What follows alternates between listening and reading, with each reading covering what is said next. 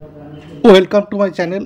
রাজ্য বাজেটে আজকে কিন্তু রাজ্য সরকারি কর্মচারীদের জন্য বহু প্রতীক্ষিত ডিএ ঘোষণা করা হয়েছে।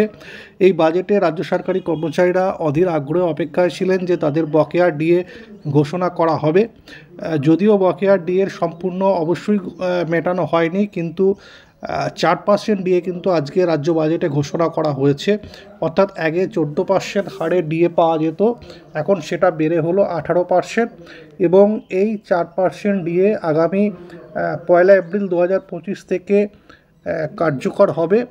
এর ফলে রাজ্য সরকারি কর্মচারীরা অবশ্যই কিছুটা হলেও খুশি হবে, কারণ পুরো বকেয়া ডিএ মেটানো না হলেও 4% ডিএ মেটানো হয়েছে, 4% ডিএ বৃদ্ধি করা হয়েছে। তো এই খবরটি এইমাত্র এসেছে এবং বাজেটে ঘোষণা করা হয়েছে। তো পুরো বিষয়টা আপনাদের সামনে তুলে ধরলাম। এই সংক্রান্ত আরও কোনো খবর যদি উঠে আসে সেটা অবশ্যই আপনাদের সামনে তুলে ধরার চেষ্টা করব। বিভিন্ন খবরের জন্য চ্যানেলটির সঙ্গে থাকুন এবং লাইক এবং সাবস্ক্রাইব করুন।